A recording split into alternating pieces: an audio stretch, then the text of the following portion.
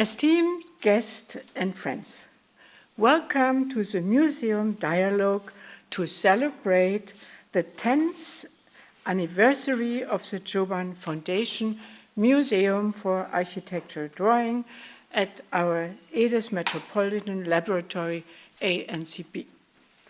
A special welcome, as always. Sergei sits in a corner that nobody can see him, but later you have to talk, so a special welcome to Sergei Tchoban, world-renowned architect, extraordinary artist and close friend over, I counted it, 30 years.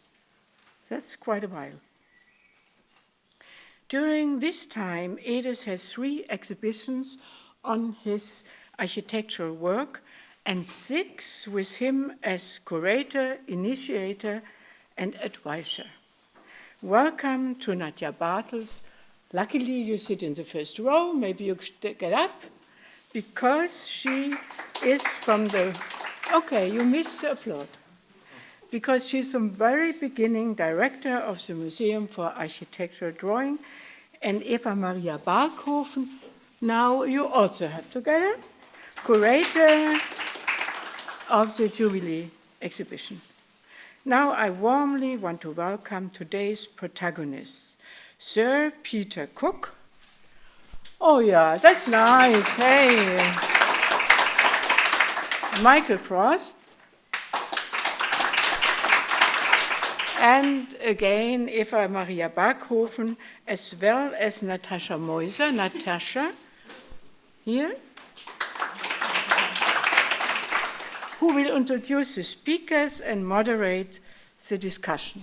Mostly, these people have the most exciting and difficult job. Unfortunately, for personal reasons, Jean-Louis Cohen had to cancel this participation.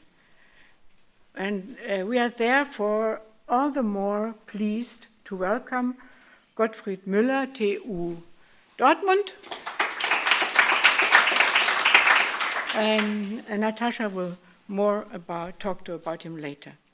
Since the very beginning, I have been member of the curatorial board of the museum, and has been, and I still is, a great joy and privilege to accompany the programmatic development of this museum. So, first of all, congratulations to the 10th anniversary, and special thanks for everything you did for Sergei, Nadia, Eva-Maria, Maxime, Alexander, and the entire team. This is my applause. What an achievement.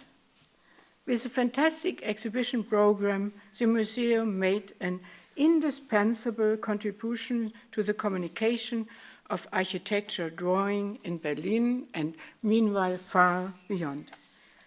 I'm very glad that we have succeeded to harness the synergies between the program of the Tchoban Foundation and our Aedes Metropolitan Laboratory by establishing a continuous collaboration to discuss the changing role of architectural drawing in the design process.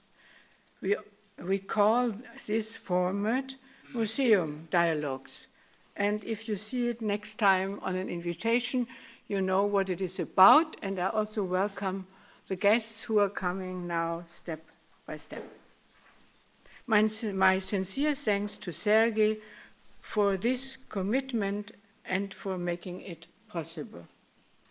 The discussion about architectural drawings and the question of the role of drawings in the architectural form-finding process have experienced a renaissance in recent years, especially in the context of the digitalization of both the design process and architectural representation.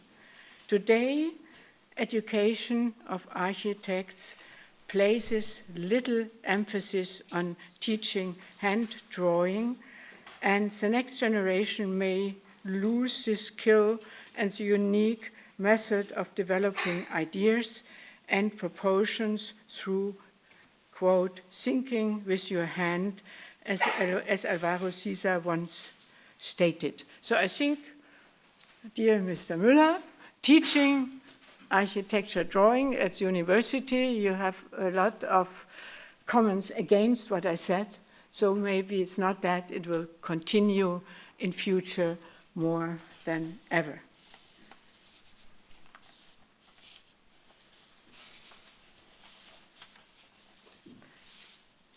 I'm very excited to learn now more about our protagonist's personal relationship to architectural drawing and through the discussion about its translation up to the present digital age. Before I hand over to Nadja Bartels, let me thank Dunja Bushi, Managing Director of the ANBC, for her thoughtful preparation of this event. Now, Nadja Bartels, Director, the podium is yours. Please.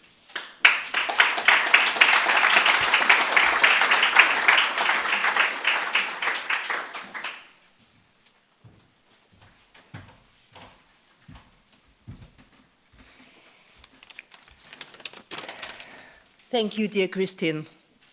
I won't be talking long. It's just a short introduction because, you know, I am really excited today due to different reasons. First of all, we are having this talk here at Aedes, and it's so nice to see so many friends in the audience or people I haven't met for some time due to this corona pandemic. It's really amazing to have you here.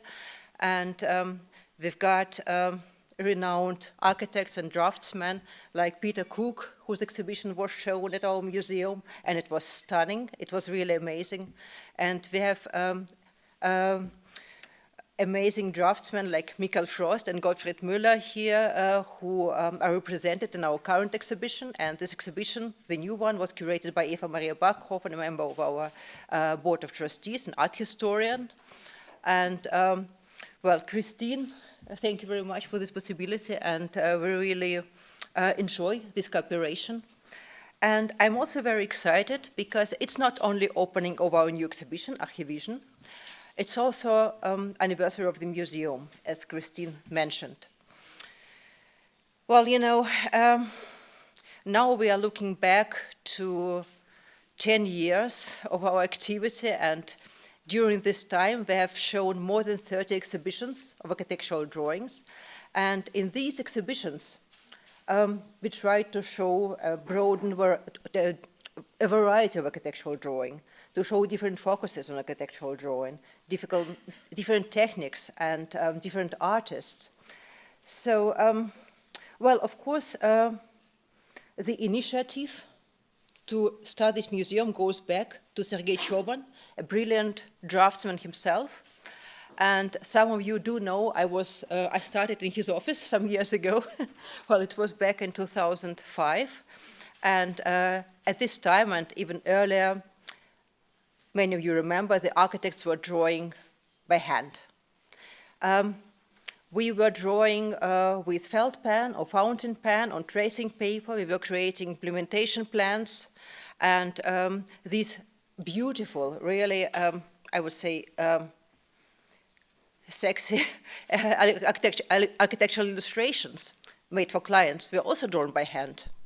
And, well, since that time, the technology has been developing really rapidly. And sometimes I think in 1970s, when archigram started, dear Peter, you may agree, it might have felt the same, you know.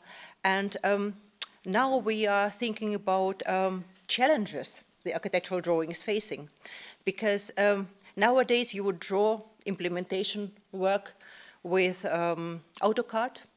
You would make architectural presentation using 3D Studio Max. And we color up the facades with Photoshop. And well, still you may say, you know, computer thinks in algorithms, and human brain works differently. So computer could never replace human brain and human creativity. But we are facing the challenge of artificial intelligence. We've got ChatGPT or other programs that create images, and at the moment they're not perfect. You can still see what is human and what is computer, but they're getting better. They're learning from us. So this is a challenge, and but I have to say, I am quite optimistic. Because if you go to an exhibition and if you look at the drawings, you would see it's not only about drawn line. It's not only about depicting architecture, depicting buildings, depicting landscapes. It's an artwork itself. You have to feel the paper. You have to see the texture. You have to see the shades, the colors, the smell of the paper. I do not think the computer can get that good sometime. Maybe, I don't know. Anyway, now I would like to give the panel to Sergei Tchoban, the founder of the museum. And thank you very much for coming. I'm thrilled to hear the discussion and to the talks. So, Sergei, the panel is yours.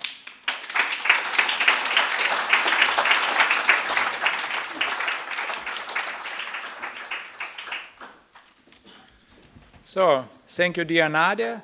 Thank you, dear Christine, for all of things, for a very nice home, for this discussion, and for all supporting. It began with discussions with Christine Feires and Hans-Jürgen Kommerell, also this location in the Pfefferberg. I thank for very nice consulting and very nice advice to be there, and I think it's the best place you could imagine for such a foundation, for such a small building, small museum, about still, from my point of view, very important thing.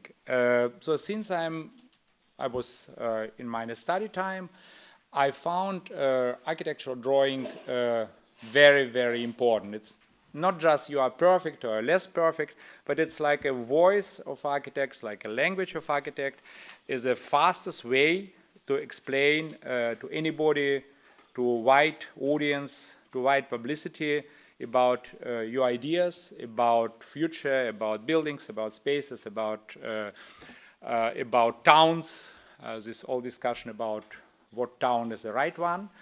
That's why I've drawn, and I draw a lot till now, but I have seen how the people, not only architects, not only specialists in this way, but normal people were every time very interested on the exhibitions of drawings, because from my point of view, they understood the drawing like a bridge of architecture to building culture, to art, also to really very sensitive way to communicate with our surrounding, and not to understand the architecture like pragmatic development, what happens, of course, in many, many places. And especially in Berlin is a very important place for, in fact, building of town new, and now not new, but discuss about what are gaps, what are old, what is new.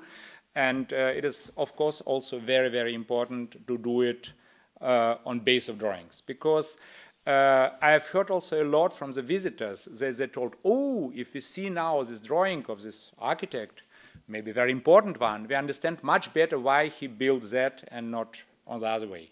And even sometimes they say the drawing is even more impressive. Even we understand more what he liked to do, because as an architect, you are every time in the hands of technique, in the hands of possibilities of the client, in the hands, unfortunately, of the budget. And the drawing gives a way to be very free, to be very spontaneous in the expressing of your ideas. And so I'm very, very glad that we have here Peter Cook, that we have here Mikkel Frost, that we have here Gottfried Müller. I have seen Fernanda Menis, Christoph Langhoff. All them, they are in the audience of us. You are on the podium, but your works are, and we are very glad about it, also in our collection. and you are also participants of, I think, very, very important exhibition was made by Eva-Maria Barkhofen, our one of three from Curating Council. So I'm very glad about you as member of Curating Council. I'm very glad about your, Christine, your participants, very important, very with a high value of our Curating Council. And so it brought together very important line of exhibitions of Sir Peter Cook, of Alvaro Siza, of Tom Main, of James Vines, archive of Mark Fisher, archive of Lebbeus Woods, many museums.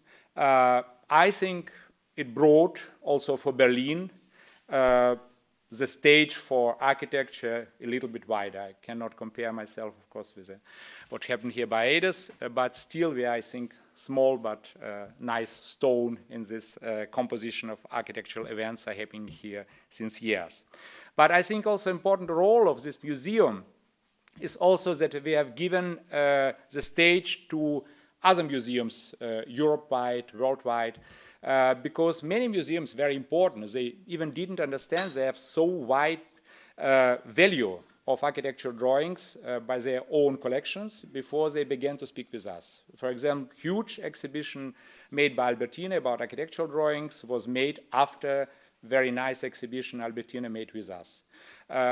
German Architectural Museum, École des Beaux-Arts in Paris, 4 exhibitions with John Soane, including the first one, ever first, for Morgan Library, for Stanford, about works of Piranesi. They were huge events, and I think it's not only huge events for our small institution, but still, I would hope, are very important events for all town, Berlin, and I'm glad to bring this modest input in the cultural life of our wonderful city. So now we are 10 years old. I don't believe that it happened over 30 exhibitions, but I'm thinking every time about now and future. I don't like to think in past. So far I'm sure that we make still very many new exhibitions in very many long years. We work on Live Together. So my first thank is, of course, to you, to your interest, to your really participants in the life of our museum. Thanks to your interest to come here and to be with us all these 10 years, as I hope. But of course, the greatest thanks are going to our Curator Council, to Christine Feires, to Eva-Maria Barkhofen, and of course to a wonderful team, as a really spectacular and amazing team, but is so small and so effective that I would say many big museums would be jealous about that. That is our director, Nadia Bartels, and of course our team, Maxim Schulz and Alexander Vollmann, who are really with all soul with this museum, with this institution day and night, and bring enormous input, enormous support in the work of our museum. So thank you very much. I hope for still very good future together and for many other events. And now I'd like to introduce Natascha Meuser. She will lead this podium. Natascha was born in Erlangen. She has a master's degree in Chicago and doctorated on the Technical University of Berlin. She is since 2016 professor on the Anhalt University of Applied Science in Dessau.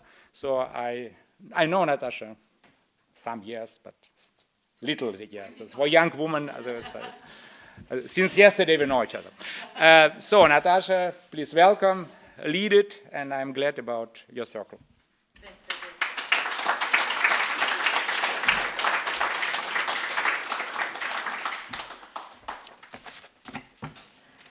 Hello.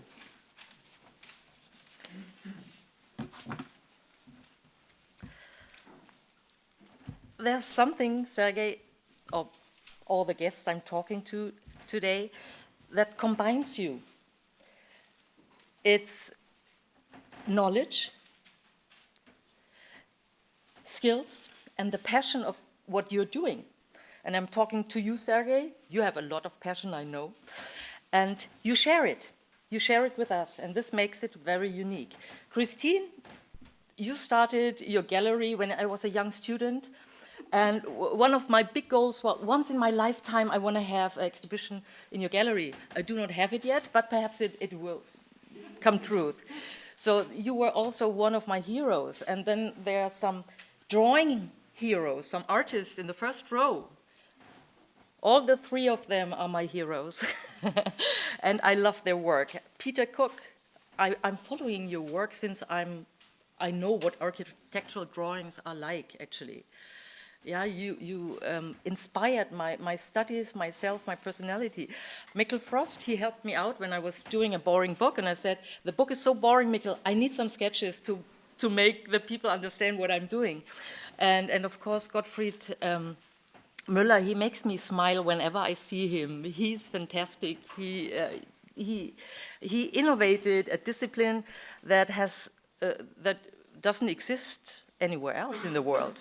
So very unique. And Eva-Maria, I spent, when you were still director in the Akademie der Künste, I spent so many hours in your reading room, and we had the pleasure to do fantastic books together. So you're also one of my heroes. So welcome. I welcome you very, very warmly, also you guests, and I'm happy that so many people came today and are interested in our performance and celebration, of course. Especially in these days, in this day and age, civil courage and personal commitment are of great importance because they help us to understand the rapid developments that are currently taking place. 10 years ago, Sergei, my friend, has created a museum on his own and with his own resources. We have to mention it again and again because a single person sets up a museum without the help of institutions. He has an idea and he brings it to life. This is something very unique and exemplary throughout the world. For this courage, he deserves the highest award and my personal respect. And I have to say he did so, although he's not Elon Musk or Bill Gates. I mean, what he's doing in his Tchoban Foundation is a personal passion. He brings together artists, people, a collection of drawings that is unique in the entire world. And he does it on his own. Of course, with the help of very intelligent people. Natascha, you're one of them. We also know each other since 10 years when you started. And yeah, beside his fantastic and impressive career as an architect, he's doing this. It's like his hobby. Sergei himself is a holistic artist and architect, and this is reflected in his museum in an extraordinary way. He knows exactly what he is doing. He puts on fantastic exhibitions, creates an international network of people who contribute to his ideas, and has inspiring us, everyone who is sitting in this room, perhaps for almost 1 decade and more. And the museum itself, this is also fantastic. I mean, the museum itself is an icon in Berlin architecture. Everybody knows this building. Bravo, as an architect and artist. So I have brought, to start this discussion, a single drawing today. You can see this on the screen. The rock drawing comes from South Africa and is currently on display in the South African Pavilion at the Architecture Biennale in Venice. If you take a brief look at it, it looks like a floor plan drawn in a sand, or it's carved in stone, actually. It's very, very old. And the fun part of it is, however, that it's not a floor plan, like we architects understand architecture. We are drawing a floor plan and then we build it. No, the drawing describes the social order of a tribe, also die soziale Ordnung eines Stammes. I show you this drawing because the architectural drawing is not just pencil and paper, but may well be carved in stone and always has a specific goal and meaning. And each one of the artists we will hear today will show us their specific approach to their own work. Yeah, of course we're talking about architecture, but I think these people who are sitting in the first row, they love drawing and sketching, and I swear, they do not want to build, actually. They want to draw. Sometimes, perhaps. But it's much more fun sketching and drawing than working on a construction site, I can say this. So the drawing architect for centuries, this was as tautological as the baking baker and the gardening gardener. What it is today, I don't know. Eva-Maria, I do not agree. I think there are fantastic people doing digital drawings, but there are only few of them. And there are only few of fantastic artists as well. When you see the exhibition later on, you will see such a firework of genius and fantastic artists. And I think they are 1 out of 1 million or billion. There are not so many people who can actually draw and feel from the paper to the pencil to the color, whatever. This has come out of oneself. You have to have the passion to do those drawings. And we see a fantastic variety. Eva-Maria will show us later on the structure of the exhibition. So, yeah, hopefully the artist, there will be more digital artists with the same passion and quality. So, today, now, I show you I tell you what we're doing now. I introduce our 4 guests, one after the other. She or he will give a short input talk, around 10 minutes, I guess, and they will introduce you to their work and to their world of architectural drawings. And afterwards, we will lift the screen, sit down, and have a hopefully inspiring discussion. And you're welcome to ask questions and to be involved in this discussion. So we start with Sir Peter Cook, who invented comic in architecture. And I'd like to introduce you. This was hard. I mean, this young man is sitting there, but he has a vita. This was so long, and I had to shorten it and shorten it. It's impossible to shorten all the achievements you have, Peter. So I try in a few words. So, Sir Peter Cook played a significant role in shaping modern architectural thinking through his innovative designs and theoretical contributions. He became known as a co-founder of the Archigram group in the 1960s, together with Ron Heron and Michael Webb. Are you still friends, hopefully, if they're still alive? Oh, okay. Apart from his architectural practice, Sir Peter Cook has been actively involved in academia. He has taught at various institutions, including the Architectural Association School of Architecture, AA, in London, where he served as the chairman and a key figure in the school's development, at the Frankfurt Städelschule, Harvard, and so on, and so on, and so on. Hopefully you tell us a little more about your teaching period, and it's very impressive. I think you are teaching now for 50 years, is this right? Yeah, I'm not teaching now. Yeah, finally. But I mean, this is an achievement itself, teaching these young people for 50 years. My respect. Sir Peter Cook's contributions to the field of architecture have earned him several honors. He was awarded the Royal Gold Medal for Architecture by the Royal Institute of British Architects, RIBA. He received a knighthood, and I'm really jealous, Peter, for his exceptional services to architecture. Did the Queen do this? No, the Prince is now. Oh, okay, but I mean, this is a lifetime achievement, you know, this is, oh my God. He holds the esteemed title of Commander of the Order of Arts and Letters of France, and is an esteemed member of the Royal Academy of Arts. So it's not only about your personal art and passion to your work, it's you contribute to so many institutions and spread your knowledge and passion, and this makes you very unique. So, of course, he's also writing many books, hopefully soon in our publishing house as well. One of them is Drawing the Motive Force of Architecture, and then a Peter Cook Architecture workbook. I would buy this. And right now, there's an eagerly awaited comprehensive catalogue of your work. So welcome, Sir Peter Cook. I'm happy to meet you personally.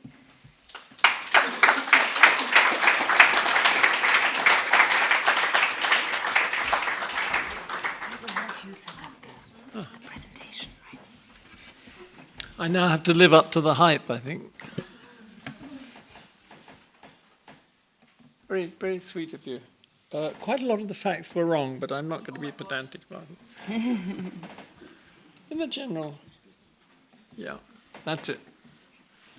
You know, you just I just go forward on that one. on that one. Yes. Oh, on that one, okay. This one. So, I mean, I have a long history in Berlin of showing drawings, because Aedes, when it was very, very tiny, even before the Bergen, even before it was a little shop, and you used to show people who nobody else would show, and I think that goes back 40-odd years. And I'm always intrigued by the symbiosis between Aedes and Tchoban. Fascinates me, because I read it as a continuum. I think that I would, in a very tiny amount of time, would like to suggest that drawing is a mixture of position, of provocation, and of discovery. Discovery by the person drawing. It ought to be. And I think that's what's important about it. I also think, apropos to jump into the conversation about the computer, I think the interesting thing about hand drawing is that it does not have to be correct. The computer appears, and I work in a room with 9 other people working for me, with me, who are all extremely adept at the computer. I'm looking things happening either side and around me. But they are forced into doing the correct by the machine, by this thing. Of course, they can be very, very, very, very clever and try and sort of pervert it. And there's a wonderful story that used to go around in London many years ago, that in the early days of Zaha Hadid's office, she had the early Apple Mac computers, which didn't have to be quite so correct. And as soon as they corrected the computer, certain types of her drawing were not possible. Now, I don't know whether this is an urban myth, but it fascinates me. I think that, to me, it's not just a question of technique. I was not a good drawer at college. I painfully have found tricks by using French curves and straight edges and things that you blow through with air until I got a sort of technique. And I think that the usefulness of that is that you do what you can do, and then you push yourself a little bit further. But I can never draw trees and dogs and all those things that proper drawers draw. Never mind. I think also drawing is something where, however much one looks at the technique, it is what it symbolizes. I put up something which I'm not sympathetic with, first off, just as a provocation to myself. I know that in Berlin, of course, we should enjoy Aldo Rossi, but I don't. For me, neo-rationalism is stiff, and I'm unsympathetic, although this is quite a sort of hairy drawing, so it makes the stiffness a little bit softened, rather like soaking a biscuit into tea. Lebbeus Woods, I think, is the most amazing drawer that I've ever met. One of the most amazing drawers also, you haven't got on the platform, sitting there in the second row, is Peter Wilson. Yeah. And I admire him tremendously. But Lebbeus is the king, was the king. And what's interesting, if you look at the top left-hand side of that, top left-hand corner of that drawing, you see that actually Lebbeus was a building architect in early days. He went to very straight up and down university. He worked as a site architect. He worked for Roche Dinkeloo and built things. And that always is there behind the extraordinariness of the attack. These machines, when you look at the detail of the machines, when you look at the detail of the surface, there's the evidence of reality and to make a postulate that is so extraordinary, and then it has overtones of reality, the sheen, the sort of decay, and the ordinary-looking building with its concrete beams. I think this is a wonderful combination. I've always been rather irritated by another wing of architectural drawing, which is contemporary with early archigram, which used to come mostly from France, where somebody did a sort of thing that was very modern, but it didn't have any relationship to stuff. If you look at early archigram stuff, you will find there are handrails, there are escalators that are at the correct pitch, there are toilets, there are plans that would work. And I've always regarded that period of my drawing, or many of my drawings, as actually simply prototypical for building, so that, as somebody said, you don't have to build. I don't agree. I found that since doing a few buildings, not very many I'm afraid, I've got a lot of information that can go into the drawings. Although another of my archigram colleagues, fortunately still alive, Michael Webb, has another characteristic, which is obsession. He has been obsessed by the Temple Island project for, you said I've been teaching for 50 years, but he's been doing Temple Island for 50 years, which I could never do. I have a lower threshold of boredom. And once I find if an idea's been going around my head for, say, 2.5 years, it's pretty spun out, whether it's to do with building it or drawing it or thinking about it. There's another thing that intrigues me, and I deliberately put my old plug-in city here with a different explanation. It is presumably radical. The propositions are radical, or were radical at the time.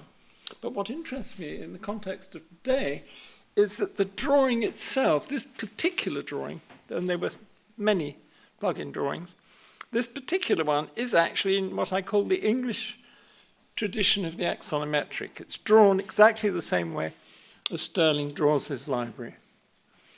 And it's a very comfortable way. If you think in plan and you think in section, you draw in axonometric. So there's always, in order to know what's going on in the thing, you have to know what the plan and the section are doing. You can sort of invent, but it's harder.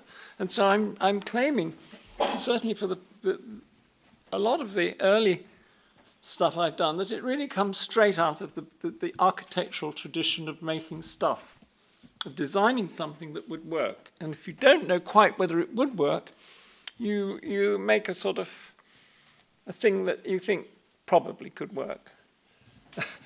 And then if you ever have to build it, which occasionally one does, you sort of backtrack and make sure it does work. So here the proposition, went from setback section buildings and hovercraft as architecture. But I just want to throw across to you just 2 or 3 things as a hint. If I had an hour, I would have a great baggage of these things. I don't believe the world just starts and stops in your own city.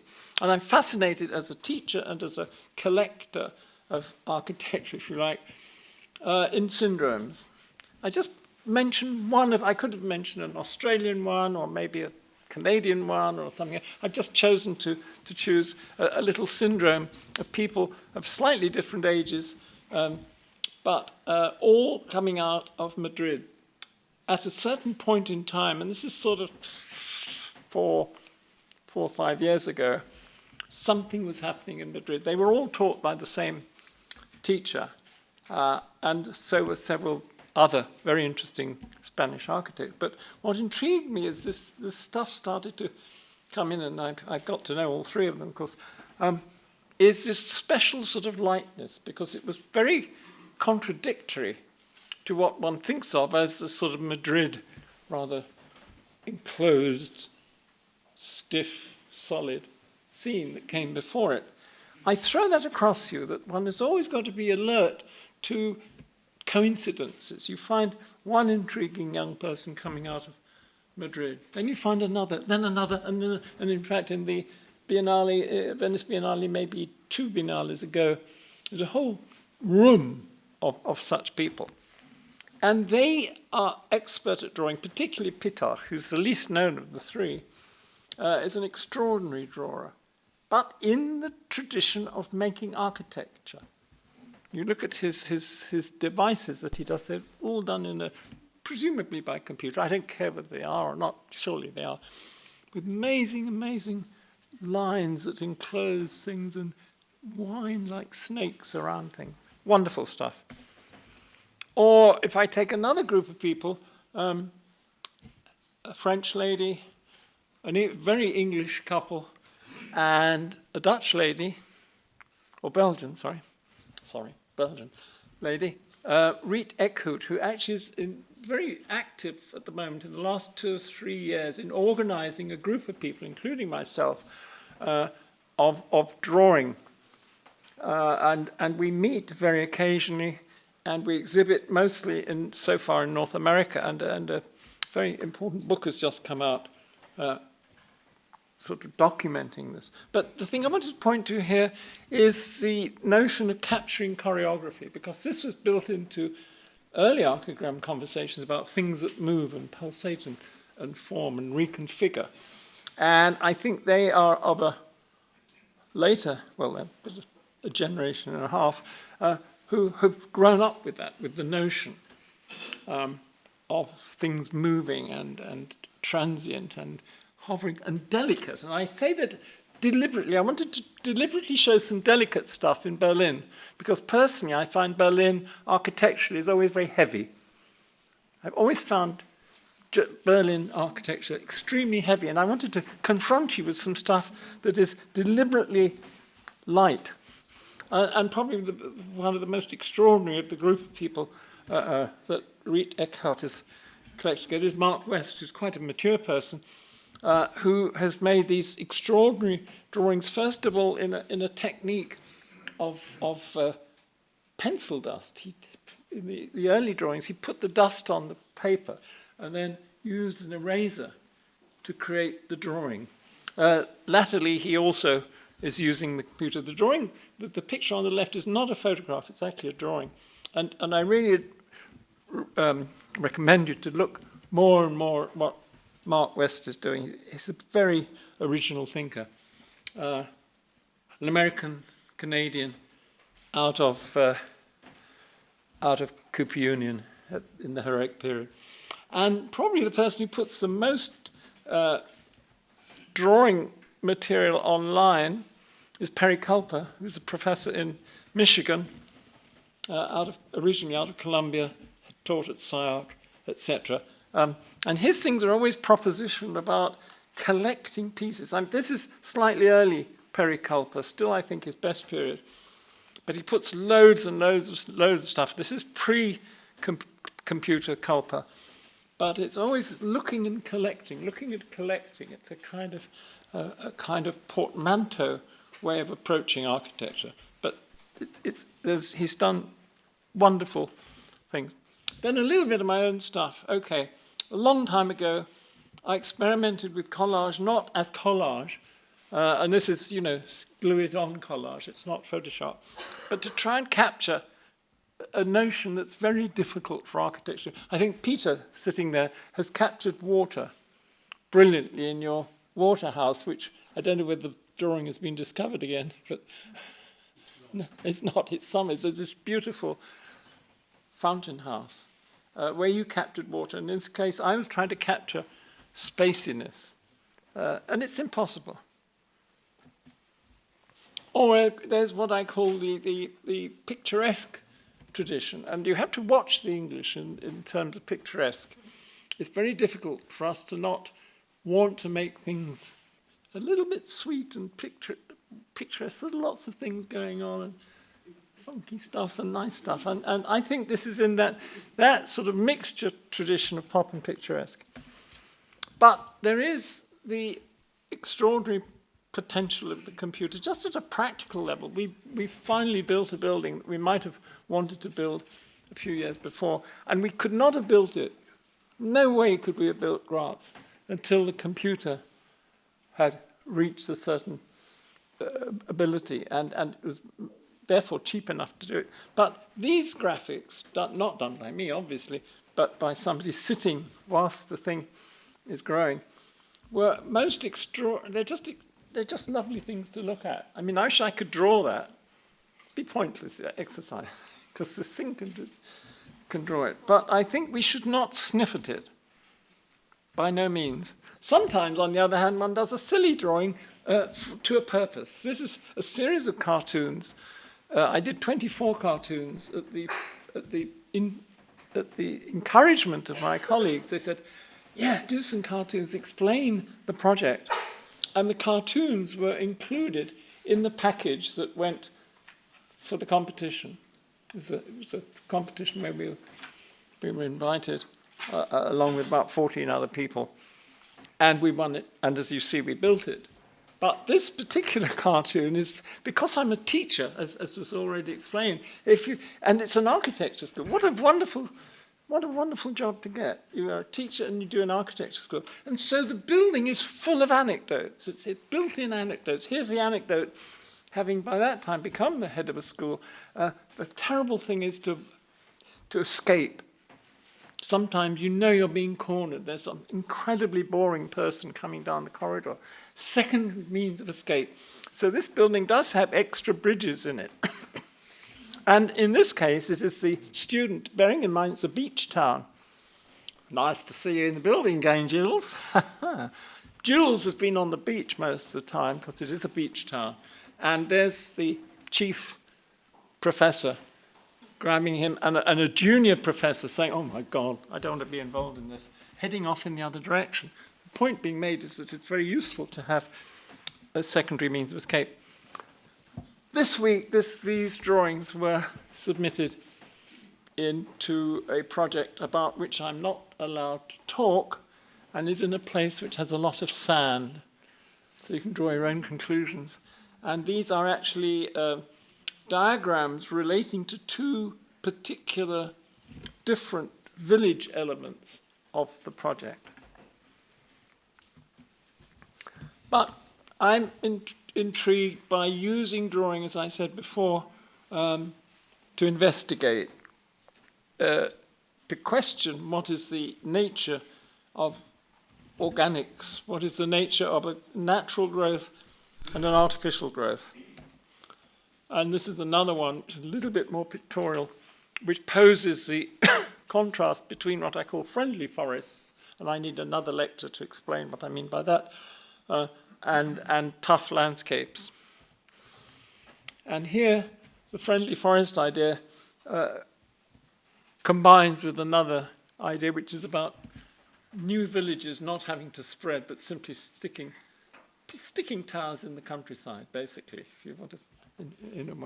And then some drawings are simply just drawings, airbrushing around, sort of looking at what, I don't know, what it doesn't really link to anything else. It's just looking at breaking down the barriers between different categories of object. And then some which are also involved in those same things, but are actually much more concentrated upon a building as the starting point. And then sometimes one is doing projects which, again, would be very, very, very difficult to draw. This is a project that I did about 2 years ago, and with somebody at my elbow putting it onto the computer. So all I have is a whole series of scribbles. I could not draw that, I think, even if I had 6 airbrushes and 10 weeks to play with them. And then there are other drawings which one does, which are very deliberately done to inform a team of people who are working with you on a pretty extraordinary proposition. Again, in a place with a lot of sand that I'm not allowed to talk about very much. But you can draw your own conclusions. And this was really a drawing that I did sort of on my own in order to say, no, guys, we've got to go further with this. We've got to push it further. We've got to push it further, push it further, push it further. I'm going to talk about pushing it further. I'm going to draw it. And then versions of this roll onto various computers. And then alongside with the sort of day jobs, so to speak, I've done a whole series of drawings which involves some of the issues that are raised in the day job, and some it's just things that I've always wanted to investigate. The notion of skin, which many of us are interested, but pummeling the skin. The traces of a megastructure, which then have the latter-day capsules, after all, were very big in the end of the 60s, but I'm interested now in almost melting the capsules. This, which is probably the drawing which most people that I've shown them in galleries and so on seem to like. This is a popular one, so to speak. We've sold all the edition, print edition. And it's also to do with not seeing things full frontally, but veiling them. And the veil has become a theme running behind other drawings. This one in particular, which is really to do with making the veils the major statement. Or here, which is, again, I like showing this one in Berlin, which again, you have a lot of sort of buildings that are very correct, and you put your columns. You like these kind of... Why is that? Yeah, we start with the columns, and then they go... Ah! They break open. They explode and melt, and are rather naughtily coloured. I like also the storyline. This is a sinister street. I'm intrigued by sinisterism. But then there's something very jolly in the distance. Or another sort of really a send-up of a jolly holiday. And some of these things are to do with formal elements. Some of them are easy. This was an easy one to draw. And it was really just a trick to say, what did you notice that's different? There are two hills, apparently rather similar sets of buildings. And the only difference is that one has curved tops and one has spiky tops. Rather childlike thing. I'm just interested in posing two variants, and then a completely different variant in the third city, which sits in the foreground. And then I realized afterwards that my predilection for Scandinavia seemed to creep into the project. It's a very recent one. At one Arcadia, which is like cave-like, looking at the other Arcadia, possibly on an island. And recently, with one of my assistants called Song Ding, Chinese lady, we've been doing a series of exhibitions where the drawings are then combined and fragmented and become, in effect, a kind of small-scale environment in their own right. This is one in the Beijing Biennale. The top left one is currently in the Power Station of Art in Shanghai. And in July next month, bottom left, I have a show at a Mayfair gallery in London called Richard Saltoun Gallery, which will have that particular construct. There will also be framed drawings in the other two parts of the gallery. And then in Graz, next door to the Kunsthaus, in the House of Architecture, will be the blue construct. And finally, the last drawing I did, finished last week, a little bit anticipating the Saltoun exhibition, because I needed wall elements. But my next drawing, which is just on the board, ready to be drawn, will be going into the middle in three dimensions on that drawing. Thank you.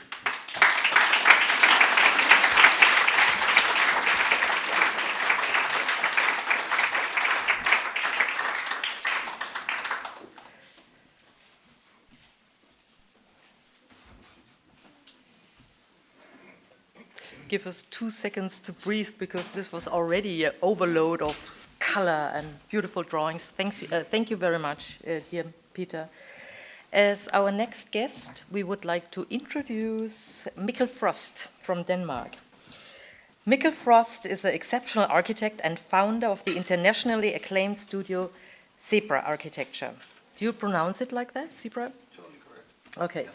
The company today is based in Aarhus and Abu Dhabi with a multidisciplinary international team of more than 60 architects. Prominent projects include the 146 residences in Aarhus project in Denmark and the Lego parking house in Billund, Denmark, and many more. Throughout his career, he's been publishing portfolio-type books such as the Zebra Files series, and lately the vital book We Built Drawings, compiling hundreds of sketches and watercolor paintings. Both of these books inspired my own work, and I always look forward to see new projects from your office, Mikkel.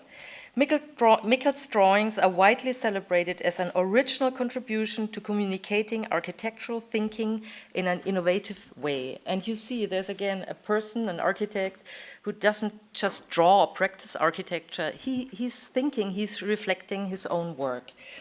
So, Mikkel, one question to you. Please tell us about your method of sketching.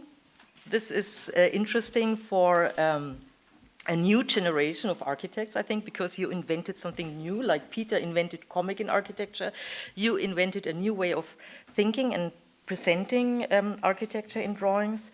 And I would like to ask the question, how does your method of sketching contribute to the field of architecture? And do you believe it has the potential to influence or transform visual habits today in the industry of architecture? But actually, you can also show whatever you like.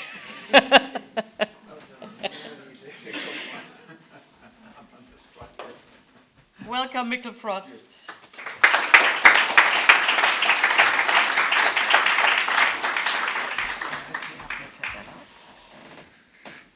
I think I've been a real architect and presenting something completely different, but hopefully you're going to enjoy it anyway. We can discuss what you just asked later, I hope.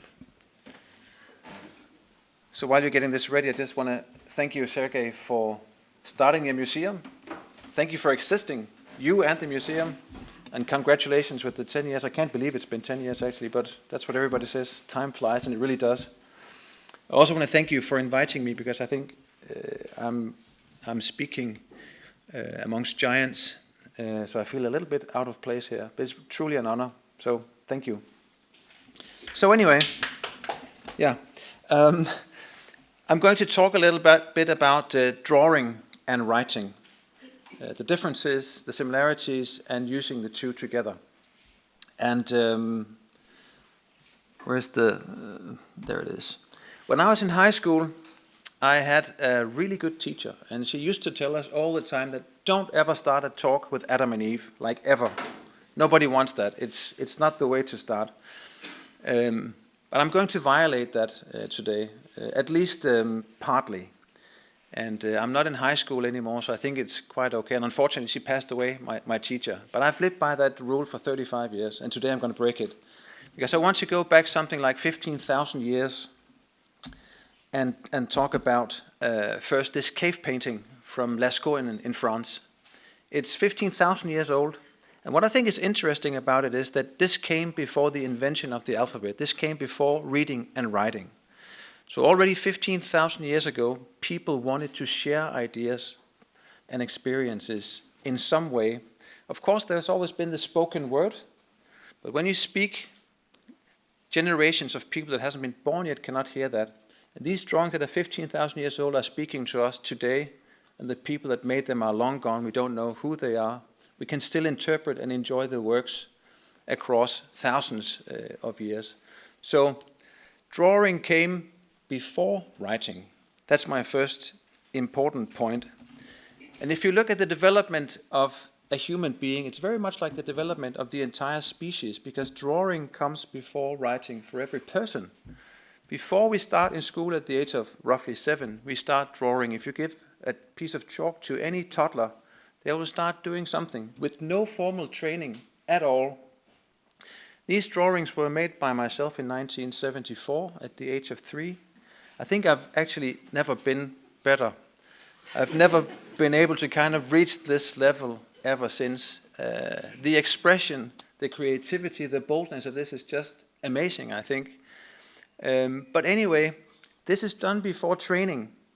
And then you enter school and you are rectified, of course. You are educated. And slowly people forget how to draw. And they substitute drawing with reading and writing. And if you are completely rectified, you can become a lawyer, for instance. And I hope there are no lawyers here. Because it's not meant as an insult, actually. Lawyers make a lot more money than architects. If school doesn't take on you and you're not rectified, you can become an artist. If you are somewhere in between, you'll be an architect. You can draw and write together. Architects can do many different things. We are extremely versatile. But anyway, drawing comes before writing also for people. The funny thing, though, is that I think that drawing developed into alphabets. We started drawing systematically. We started drawing in sequence. So in fact, this is somewhere in between a drawing and writing. These are hieroglyphs, obviously. And each of the drawings or the symbols means something, either a letter or a syllable or an entire word. They discovered that with the Rosetta Stone, as you all know. And it just proves that, in a way, drawing and writing has something in common, and that maybe drawing developed into writing. Even if you look at the Roman alphabet today, each letter is a symbol that used to be a drawing that was then simplified and simplified and simplified until it became a symbol. But it's actually a drawing, and you do it from left to right, like the hieroglyphs here. The kanji letters of Japan, they express it, I think, very well. The sign on the left actually means a tree. It looks exactly like what it is. It has a trunk in the middle, it has branches hanging down. It is a tree, it looks like a tree. If you repeat it twice, you have a grove. If you repeat it 3 times, you have a forest. The first time I was told this by our Japanese architect in the office, I kind of laughed. I thought it was almost like a joke, but it's super rational and it makes sense and it demonstrates clearly that there is some link between writing and drawing, and one turns into the other. In this case, again, from left to right. It also proves, and that's the fun thing about drawings, that Japan is a mountainous country. That's why it's drawn in a triangle. In Denmark, you would have had 3 trees on a line, because Denmark is as flat as Holland. But what I want to talk about also is the power of combining writing and drawing. This is a prayer book, a portable prayer book from 1417. It's a Dutch prayer book for the layman, actually. And here you see that image and text is kind of woven together, united in a way, and they supplement one another. And also, I think the text flavors the drawing like the drawing flavors the text. I think when you read the text, you see the drawing with different eyes. The text can almost, in a way, manipulate you, and so can the image of the text. But together they are extremely powerful. I think the reason is that the image and the colors is something that gets your imagination going, is something that makes you interested and inspired. And then the words actually add precision. So you would never draw legislation, never draw the law of a country. On the other hand, you would never write a building. You could. You could, in writing, actually describe a building. It would be very long, right? You could do it. It doesn't make any sense. However, when you combine the two, it becomes extremely powerful in terms of communicating, reaching out and making people understand your ideas. But still, as drawing comes first and text second, when you look at a newspaper, what catches everybody's eyes would be the images first. Our eyes naturally moves towards the images. This is where you decide whether you want to actually read the headline. If you still like the headline, you will go on and read the text. You would never start with the text and look at the images afterwards. That's the way our brains are wired. From when we were looking for food and enemies in the forest, we had to decipher the environment and understand whether shapes and patterns were food or enemies or whatever. So we are trained to look at images, whereas text is something that takes education. Image is very natural. But of course, the combination really works quite well. And this is like the hieroglyphs. You read them from the top down and from left to right. And you see shapes and symbols, and you see words. You even see that some of the words are designed to become kind of hieroglyphs. Actually, also a kanji-inspired symbol here. So even within the speech bubble, you have shapes and drawings. And outside of the speech bubble, you have the words. This is from Franca's C for Sorglo from 1961, my favorite comic book. And that's the great thing about classics, because I read this the first time in the 70s. And I almost couldn't read, so I mainly looked at the images. And then when you reread it as an adult, you understand different things and you see it with different eyes. That's why it's so beautiful to go back to classics and old works. And this, for me, is a classic by Franca, and he's an amazing draftsman. What I think is inspiring here is that you understand the speed of the stroke. You can see the speed of the stroke. It's so skilled and full of speed, and yet it's extremely precise. I also think it's interesting to see how hieroglyphs are actually making their way back into the written language. These are all text messages, screen dumps from my telephone. In fact, the one to the right is from a client. It seems like it's from a child, but it's from a client, actually. In fact, my teenage sons think that emojis are ridiculous. They just have plain text. So I guess it's a middle-aged type of thing to do all the signs and emojis. But what it really does is that it does something to the text. If you write something, you are always misunderstood. If you add a smiley, you know that, yes, it's sarcasm, but I mean it well. Okay? So you can kind of flavor the text with the images and vice versa. So I think it has, it serves a purpose, even though it is, of course, super childish. And you would never find a PhD report looking like this. It would not be taken seriously. But maybe it should, because it does have a function. I think it works. I want to end this first part of the presentation with my favorite drawing of all times. It's by the master, the boss, Le Corbusier. This is a comic strip of 4 images. It's actually a zooming process. You start out with a far away, and you go a little closer, and then finally you have the details at the bottom. You add the writing, and this, as you can see, is the Danish version from 1945. It's La Maison du Homme's, or at least half of it. And this is what I aspire to. This is what I try to do every day. I will never succeed. I think people that are not drawing might look at this and say this is a simple or childish drawing and that it would be easy to do. It's not. The stroke is simple, yes, but it's extremely fast also and confident. It's done with a crow quill with very high speed and precision at the same time. It looks so easy. And probably when you're a genius, it is easy. But I think in this one page, Le Corbusier manages to completely frame what modernism is all about in just one drawing. So this is my inspiration. And this is maybe the second advice. The first was never start with Adam and Eve. Never show Le Corbusier's drawing before your own drawings. But that's exactly what I'm going to do. I work with sketchbooks, and these are just random pages. I do thousands of sketches. And as you can see, I combine drawings and words together, and the words add precision, and the drawings communicate very fast. And these are actually what you might call instructions for staff. These are the first ideas. I would never tell anybody in the office what to do, but I will say, do this one at least. When you've done this one, propose other things, and we'll see which is the best. If the intern has the best idea, that's what we go with. I don't have to be a dictator in the office, but I just communicate this way. So I do the sketches and I add the words, and when you add the words, you can make very, very simple and fast drawings, because you don't have to render and explain this is brick or this is wood. You can just kind of hatch it and add a few words, and people will understand exactly what it is. And then sometimes when I communicate with clients, these are also pages from my sketchbooks. Same format for 20 years. I'm a bit of a habit animal. The 19 by 25 centimeters vertical always for 25 years. You get acquainted with the format. That's the advantage. But anyway, when I do something for clients, I add a little more precision. I spend a little more time, and I make it a little more readable.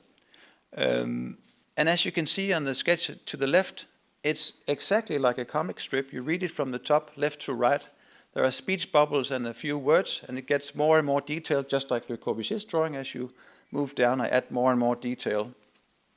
What I've discovered since the introduction of computer renderings is that people, in the beginning, people were impressed with computer renderings because it's so realistic. But after a while, everybody got bored with it, and now everybody wants to see the original analog sketchbook. And when you hand that to a client, they really understand, okay, here's a skillful person who has spent decades to learn how to do this. And it immediately gives you authority as an architect. It makes it much more easy for people to actually listen to what you have to say. So I experienced that the hand drawing is extremely powerful way to kick in the door or to make people listen. I've had royals simply sitting with my sketchbooks and like completely forgetting what was around them, like flipping through them. Oh my goodness, just like this. And I think that's fantastic because I've never seen that with renders or fancy films or any of the other stuff that we also do. The funny thing about drawing is that when you are making a presentation drawing and you know that the drawing is going to be on the cover of a presentation or something like that, I make, at least for me, I make super bad drawings when I'm under pressure like that. When I forget about it, I'm just drawing for myself, that's when I do nice drawings.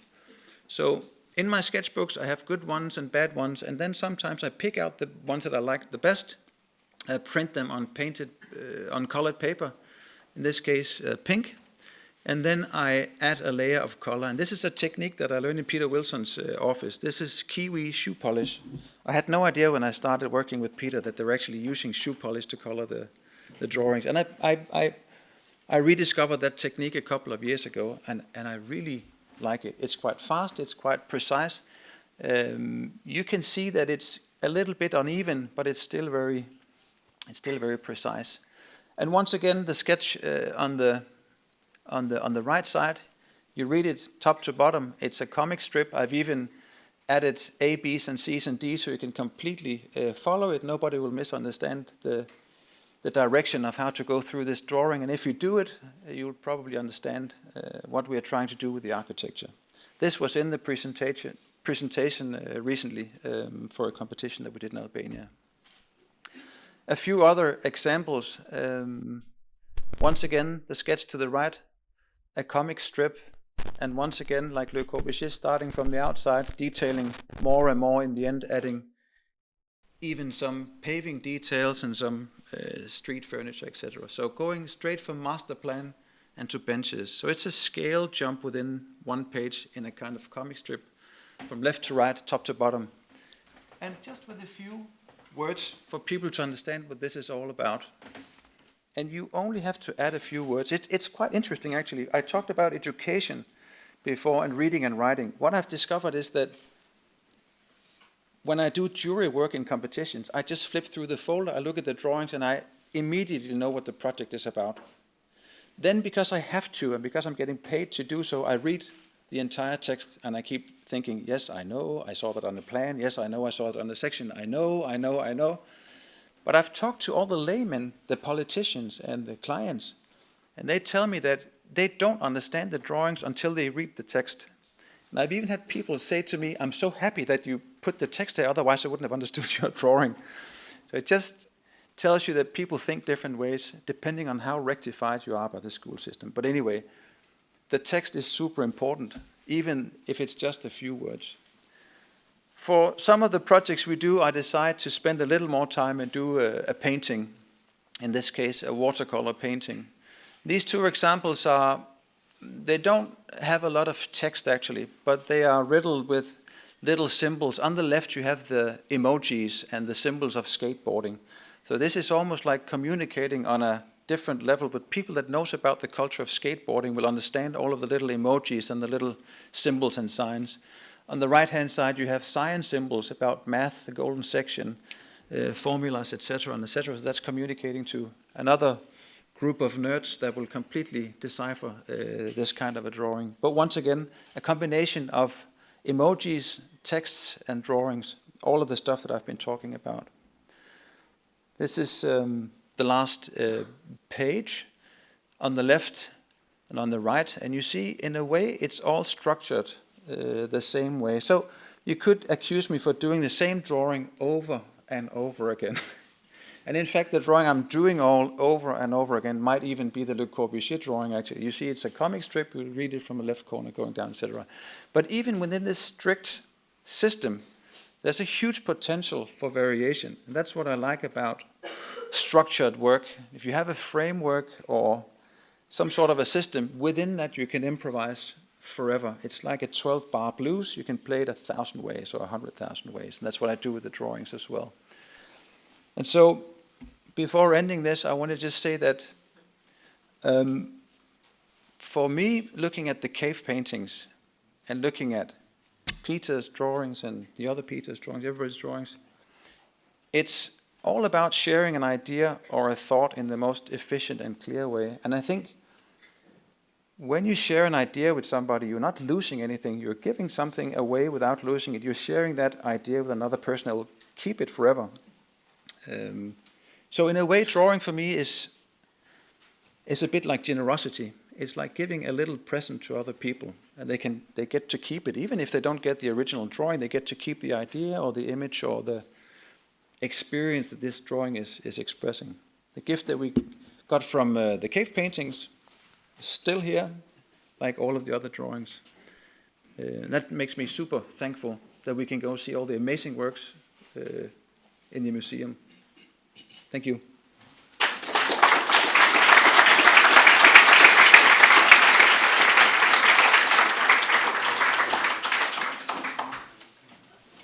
Mikkel, thank you very much for your inspiring input talk. As our next guest, we would like to say good evening, meanwhile, Professor Gottfried Müller. Gottfried Müller studied between 1991 and 1996 at the Academy of Fine Arts in the class for Applied Graphics. He completed the class for Free Graphic Design and the class for Book Design at the Academy of Visual Arts in Leipzig. You can already see this man is a multitasking person and artist. So he has many skills. He followed his studies by master studies at the Academy of Visual Arts in Leipzig. Since 1998, he has been working as a freelance artist and illustrator. And since 2010, he's teaching as a professor of architectural illustration at the Faculty of Architecture and Civil Engineering at the Technical University of Dortmund. Gottfried Müller became known to a wider public from 2000 onwards through his series Schwermut und Abenteuer des Hausbaus in magazines such as Bauwelt and DU.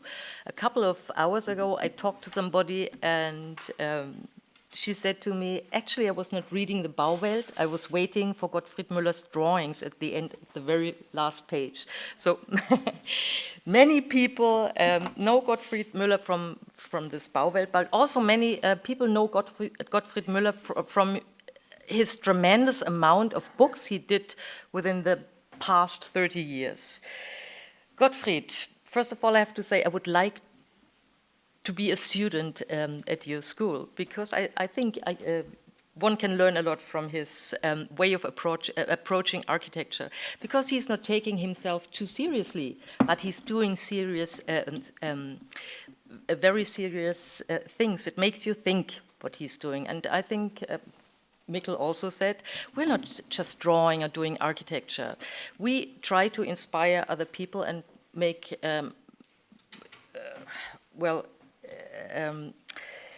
you will tell us later on. Gottfried, you master various professions and a wide range of drawing techniques. Additionally, you possess exceptional writing skills, which play a crucial role in your work. Mikkel told us a few minutes ago that writing is as important as your drawings are. How do all these different facets come together, and what serves as an inspiration for such a multifaceted creative journey? So, welcome, Gottfried Müller.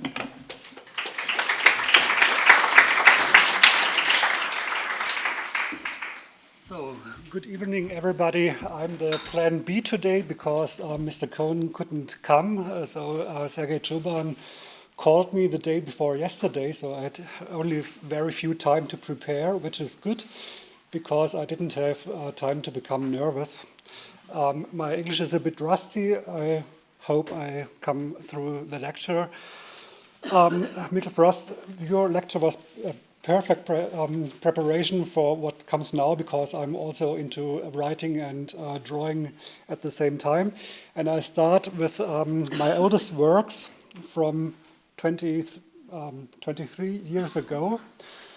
On pages like this, you see the main elements I'm working with. So a drawing, a text, and also a quite serious approach. So you have if you see this, you think it's very old-fashioned, it's serious, but it's not at all, because it's a satirical work.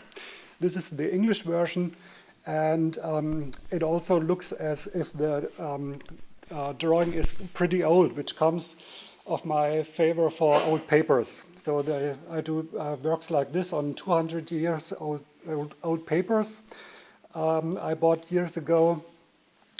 And I don't read the text now. I just showed you another work that you get the impression that this is fantastic architecture. On the right, you see a little garden house, but the garden house is just the top of a bell tower from the 9th century. And you can imagine that my architecture are hardly on the edge of the possible. So in my fantastic stories, I don't have dragons or dwarfs or stuff like that, but it confuses many people, because they often think these buildings exist really. And even I had about 15 years ago a call from a TV production. They wanted to make a film about the buildings, and I just to have tell them that they don't exist, which they wouldn't believe. So this was the start of my architectural career. I'm not an architect, but I hang around a lot with architects, and I'm teaching now architectural students, and continue with different kind of stories. I show you here something from 12 years ago, Forgotten Alternatives. I had the idea, what if famous architects could have made another designs which are totally unknown, and I play the game by being, for instance, Frank Lloyd Wright for a time. This is the last prairie house of Frank Lloyd Wright, and the story is about the poor woman who has to live in this building and never facing the sun again, because it's pretty dark in the middle. And the fun for me by faking architectural drawings like that is to analyze the style of the person and to adapt it and to transform it to an own design. Here's the plan from the ground floor. You see the building in the middle and the immense roof around it, so you can imagine that the building doesn't work very well, which makes the owner quite unhappy. Here's another one from Mies van der Rohe. I thought maybe he could have invented an alternative design for the Neue Nationalgalerie, just to make a reminiscence to Schinkel's Neues Museum with a loggia in front of it, and the stories about the reasons why this is not built and the other version is built. So, but in the end, perhaps it could have been also like that. Here's another series called Missratene Häuser, Failed Houses, and the starting idea about this series was to make something nobody does normally.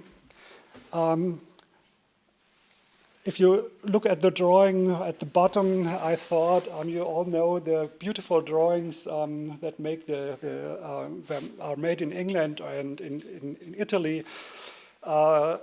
Just the plain facades of beautiful buildings like Palladian villas, and I thought I could do something new by make a really pretty drawing about totally rotten shacks. So nobody does that. Combine a beautiful style with very bad buildings, And this is not only about the design of buildings in an aesthetical way, but also in, I thought about bad architecture in sense of functional elements.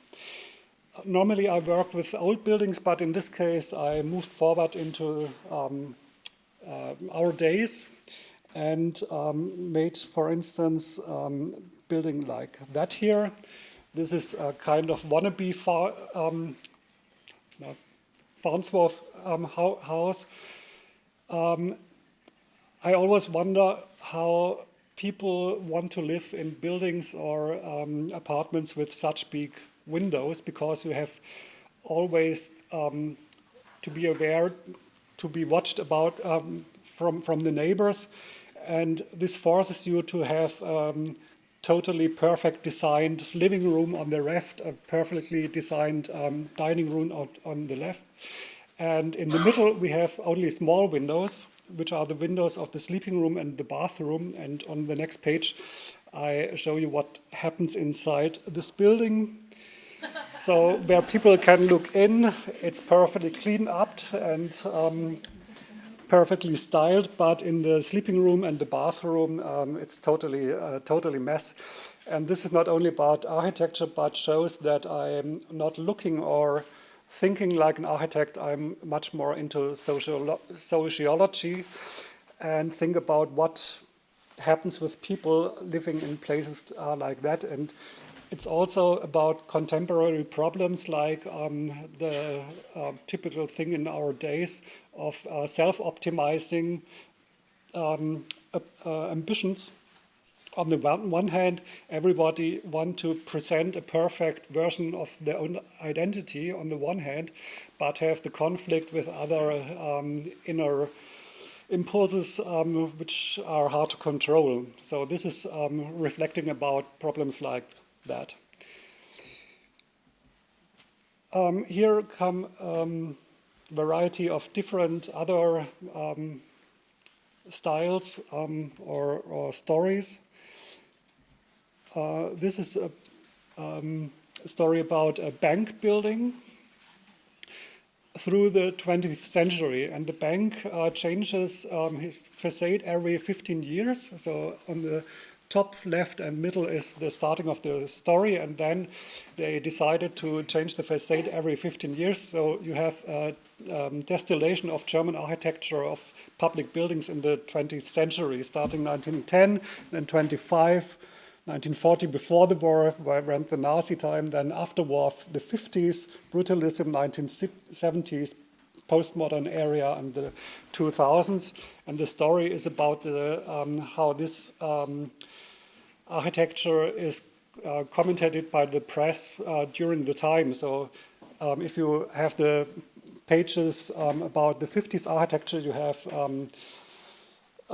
newspaper articles commentating the architecture at that time. I also do total different things like that, and this fits perfectly to your lecture again, because I love faking old styles. Here we have a medieval book illustration, which shows that the complications in building business are through the 800 last years always the same. At the left you have the owner arguing with the architect, and on the right hand everything that goes wrong on the construction side. So this picture tells us that only a few things changed over the centuries in building business. I don't know if this is true, probably not, but it seems to prove that theory. And during the last years, I developed a great love to sections. I love to make not only the facades anymore, but sections through the buildings. This is a townhouse in Paris, and the story goes about a writer who wants to have an ideal working room for his writing. And this is also a reflection, although it looks very old-fashioned and analog-made, it's about our times, because I think many people disappear in their own reality and try to avoid to confront themselves with the reality outside. So in a way, it looks everything old-fashioned when I create it, but afterwards I recognize that it's very contemporary and everything what's around me is an influence. So, and this is the last page already about the newest project from a scientist who wants to, jetzt weiß ich den englischen erforschen, weiß jemand, was erforschen heißt? Yeah, explore buildings, and I do something new here because I don't show every room. On the top left, there's a room left out. That's a new try to make plants mysterious again, because it's today very easy to show everything, and I want to go back and hide much more things and don't want to tell everything with pictures, which is very easy. So this is already the end of my lecture. Thank you very much.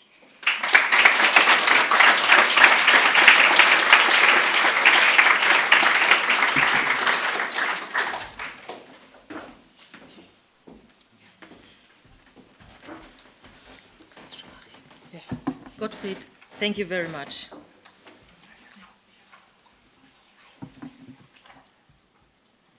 It's easier to face the reality with a smile.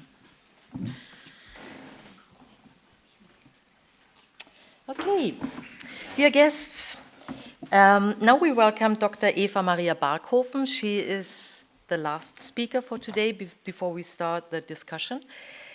And she's also the curator of the exhibition you're going to see. Dr. Eva-Maria Barkhofen is a highly accomplished art historian, curator, and esteemed expert specializing in architecture-related art. For over 2 decades, she demonstrated exceptional leadership as the director of the architectural archives at both the Berlinische Galerie and the Akademie der Künste in Berlin. In addition, she served as the spokesperson for the Federation of German-Speaking Architectural Collections from 1998 to 2019, establishing her influential role in the field. Her contributions to the history of architecture are truly remarkable, as evidenced by her extensive body of published works. Among her notable publications is Baukunst im Archiv, the collection of the Academy of Arts, released in 2017 at Dom Publishers. This groundbreaking work exemplifies her expertise in dedication to capturing the essence of architectural history, and overall she is a highly regarded figure in the art world, celebrating for her immense knowledge and accomplishments. Her commitment to the preservation and study of architecture-related art is extraordinary. In her contribution, Dr. Barkhofen approaches the current discussion about the value of architectural drawings via a brief history of architectural drawings we will see in the exhibition. Thanks. Welcome, Dr. Eva-Maria Barkhofen.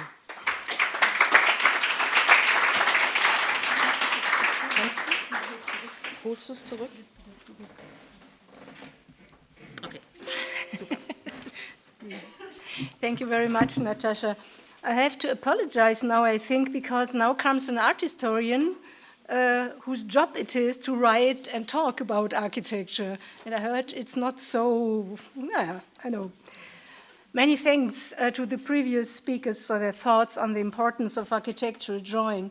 I think today is a very special day. We are honoring a house which is celebrating its 10th birthday. And it's not only a unique building, it's also a museum with a unique collection that has been largely unknown until now.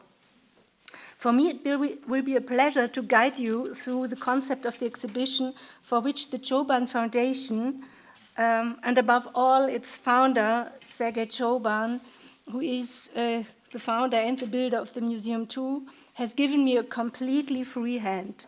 So much confidence encouraged me to create a somewhat different exhibition for the museum's anniversary, focusing exclusively on the art of architectural drawing. At the same time, I would like to thank Maxim Schulz, who had also worked at the museum for 10 years in this month. He has given me great support in the entire preparation of the show.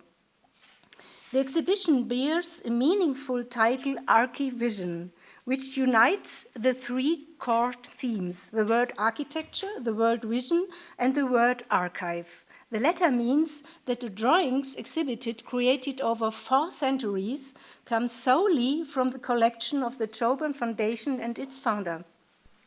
The drawings selected were deliberately not so much those intended for realization, but predominantly those who creators with great skill and imagination have put architectural visions from their own worlds of thought onto paper.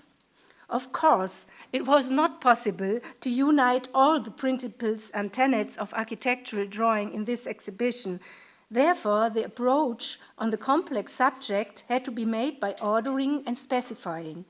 For this reason, I have assigned the selected drawings to 5 thematic groups spanning different periods. In order to give the still remaining diversity a further structural level, each theme was assigned a specific question.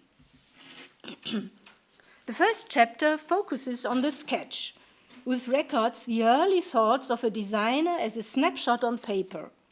The question that follows deals with the drawing techniques, because the artist's personal handwriting is expressed most directly in the drawing technique. The exhibition begins with a group of drawings from the Baroque period executed in sepia ink.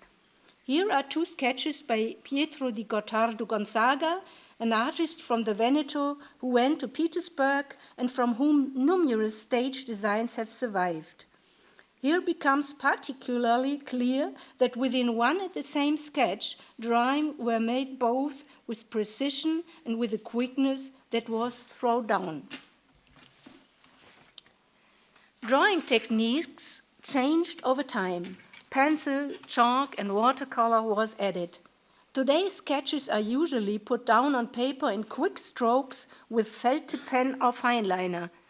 Examples of this can be seen at a sketch by Alvaro Siza for the University of Valencia from the 1990s and by Fernando Menis from 2016 for a hotel in Bürchen and the Badeschiff in Berlin. In both, the search for form with different drawing techniques is recognizable. A searching doodling in Siza's work and a strong, clear play of color in Menis' sketch. The second part of the exhibition is called Towers of the Imagination. The tower has a special significance in the history of architecture, as expression and the claim to political power have almost always been at the heart of the design. The question focuses on the objectives of the designers. Are the tower and skyscraper in the foreground of the idea as a solitary icon, as a city mark or monument, or does the skyscraper fit into an existing cityscape in terms of its function? The first part of the question is exemplified by the design of Arthur Schijali-Weiss, top left, from 2002, and Gottfried Böhm in his conversion of the pilgrimage church in Neviges below from 2012. Both dealt with the Tower of Babel, the first skyscraper in history, which was popularized by Peter Bruegel's painting here in the version from 1568. Of course, this painting is not in the exhibition, it's only a comparison. To the right, you can see a drawing of a storage tower in a harbor by the Dutchman Herman Saftleven from 1648, the oldest drawing in the exhibition. Next to it, I have placed a work by the Russian architect Alexei Bavikin, which is entitled Italian Archi Mountains, and which was drawn in 2015. The 2 drawings, 376 years apart, show the same understanding of the draftsman to show the volumes. The following 2 draftsmen dealt with the question of the high-rise building in the cityscape. They come from 2 Americans, Hugh Ferris from the end of the 1920s and Thomas Wells Schaller from the 1990s. The third part of the exhibition deals with visionary urban and residential worlds. Here, not only urban designs will be presented, but also individual views of cities by artists in the form of vedute. The accompanying question will take up the theme of perspective and its different effects for architectural drawings.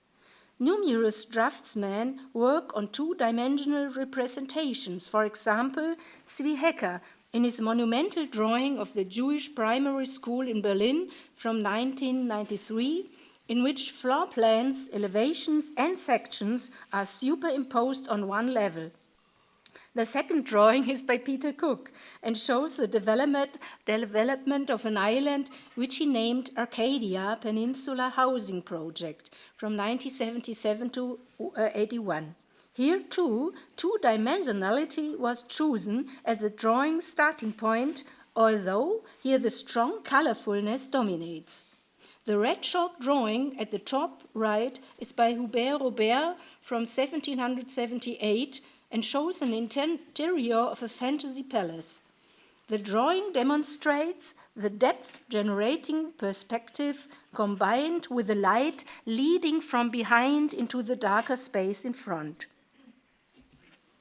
The fourth theme is devoted to utopias in building technology, a topic that concerns not only engineers. The question in this context deals not only with the technical intentions of the designers, but also with their intentions in drawing, because on paper the imagination can detach itself from technically conditioned specifications and reach the level of purely fictional representation. I would like to begin with Daniel Liebeskind's drawing, The Right, which he put on paper in 1981 and called Fantasy with Drawing Instruments. He described this work as something of an allegory of the fool's mirror. Perhaps he was contrasting the useful, the drawing instrument, with the less useful, the pictorial composition. The most important problem in structural engineering is certainly mastering the pure dimensions of constructions. Here, the work of Charles Robert Cockerell, who worked as an architect and archaeologist in London. In the 1840s, he drew a comparison of the sizes of various large antique and historic buildings by projecting them proportionally in front of one another. As a contrast, I place a drawing by Ivan Fomin from 1910, in which he analyzed the construction site of the monument to Vittorio Emanuele II in Rome. He wasn't interested at all in the monument itself, but in the scaffolding. In this chapter, two artists take a special role because their drawings are particularly imaginative.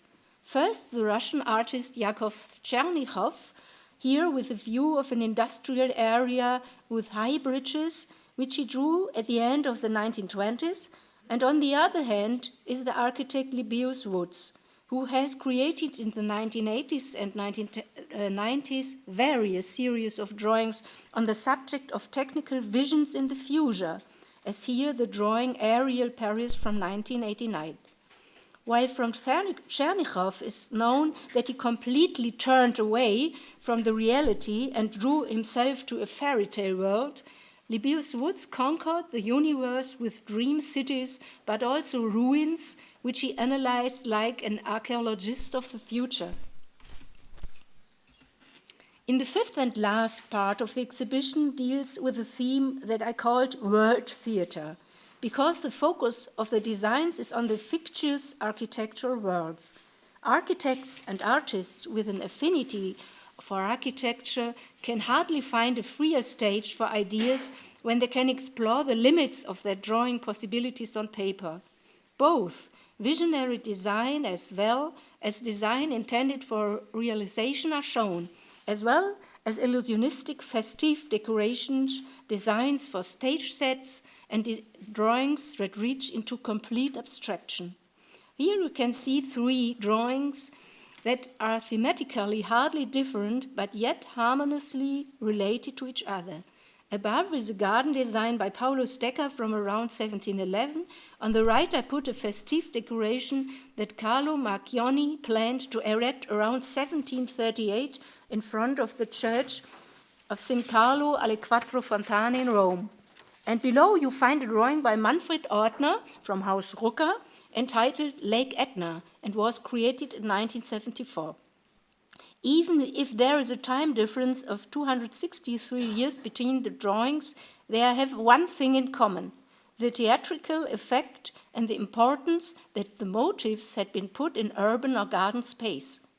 This chapter concludes the question by showing architectural drawings whose authors have gone to the limits of what can be represented on paper. So the exhibition closes with a graphic by Alexander Rodchenko from around 1920, which no longer appears to be architecture, but could be. In 1919, he had begun to work on a series of linear compositions which he called linearism. During this phase, Rodchenko tried to determine the physical laws of the structure of the world and hoped that his constructions would enable him to look into the depth of space and time. I hope you are now curious about this very special exhibition, which allows you to fly into the clouds of ArchiVision. Let us travel with the drawings into the unknown that lies at the end of thinking. And if you have a look at the drawing of Gottfried Müller on the right, who knows what else of future will bring the museum until the year 2117? In any case, it will take another 94 years to find out. Thank you very much for your attention.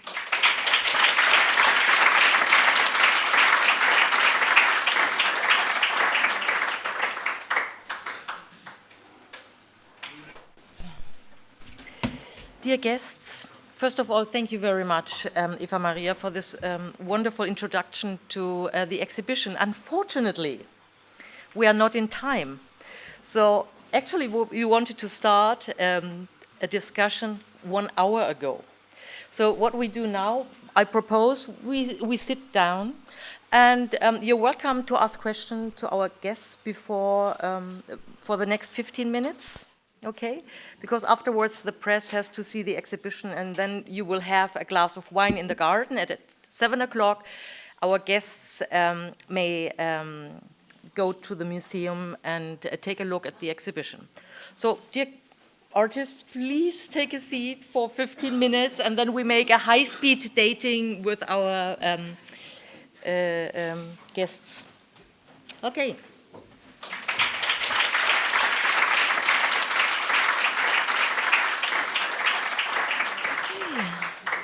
Pardon? Oh, there's somebody. Okay. Hello. I would be interested to have a comment from each of the speakers on their opinion of a 6H pencil. And it would be a good murder weapon, but maybe they could expand on this. 6H, it's very hard. 6H. It's not.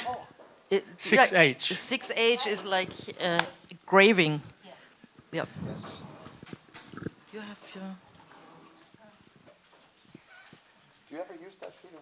Yeah, I used 6H when I was in first year and second year in Bournemouth before I went to the AA, because I was very grubby, very messy, I put a lot of lead on the paper, and I used harder and harder and harder pencils to try and obviate that.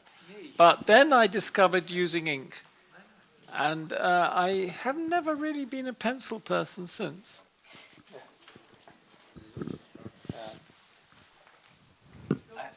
I have a comment to make also on this on the 6H, because when I started working in Peter's office in Münster in 1993, I had to do an underlay for one of Peter's drawings, and I did it as well as I could. And Peter already had become quite German at the time. As you know, Peter's Australian. He'd become quite German already at the time. So he looked at my drawing and said, it's too unprecise, and if we show something like that in Berlin, you're going to lose your credibility just like that. It's too sloppy. And then he showed me the 6H pencil, and I was like, what is this? What is this, a nail? I'd never drawn with something like that before. But I learned actually to appreciate the precision, and now I use the 6H for watercolors, because when you press it really hard in thick paper, you create a depression. And that depression actually becomes a border that stops the water from overflowing. So you can make super precise watercoloring with the 6H. And that's my relationship to it, because like Peter Cook says, I'm also more of an ink person these days, actually.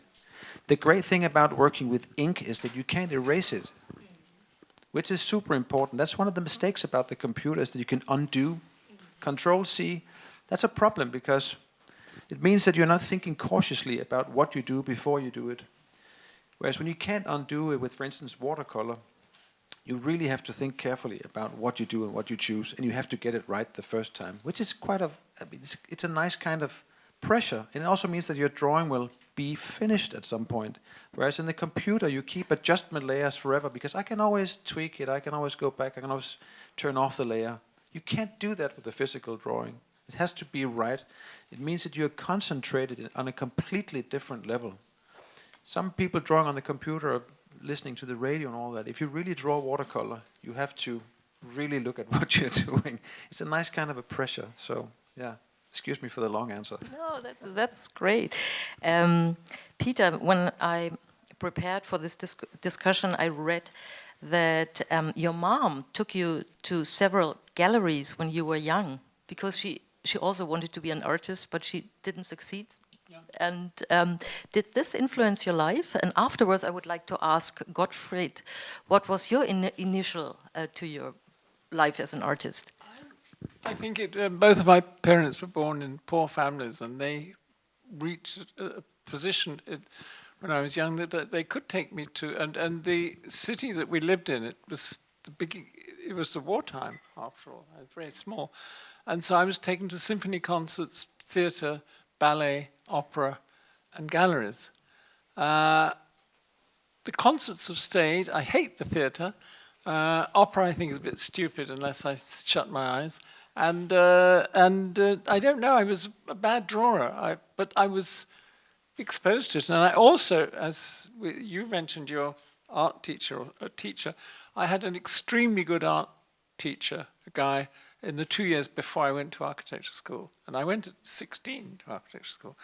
And he told us a lot about what you have to do to be an architect. And he would introduce us to local architects, some of them good.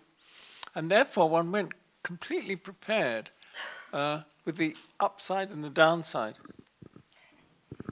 Gottfried, what about you? Was your art teacher good?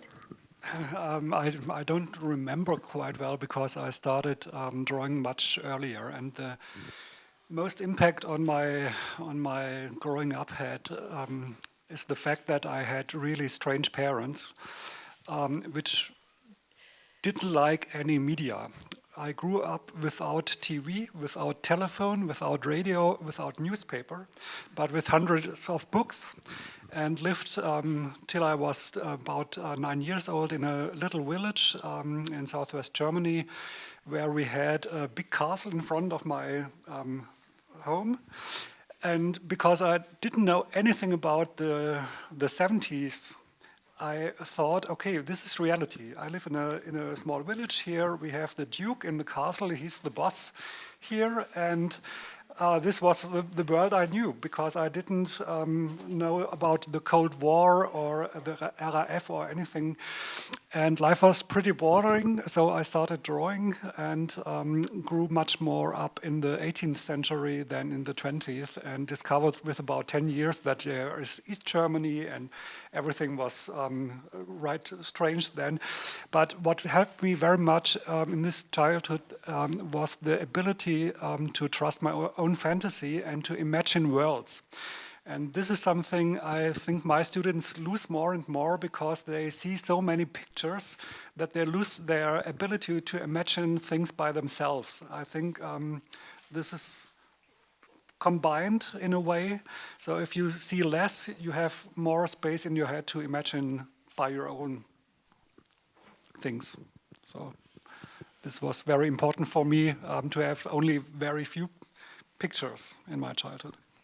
Peter, both Mikkel and Gottfried said they need the picture and the text. Why don't you need text? Well, I write very easily. I write like a journalist. I can knock out 1,000 words in a couple of hours without problem. And therefore, I sort of separate them. I think, in a way, when I do books or catalogues which got my drawings in, I can write about them. But I write about them as if I might write about this room or the journey here, or people sitting on the platform. And I do also, I think there's another thing which we haven't talked about, but I would like to mention, which is you have a certain conversation in your head. Sadly, some of the people of my generation are dead, and so you feel a bit awkward having conversations with them. But I have conversations certainly with people in the room when I'm in the studio. At home, I just have conversations with myself, but I imagine the reaction of certain people. And then it's rather odd, because when they're not dead, and you both do drawings, like say with Peter sitting there, I think if we have an hour or so on a plane or wherever we might meet, we don't necessarily talk about our drawings, but we talk about things slightly around it.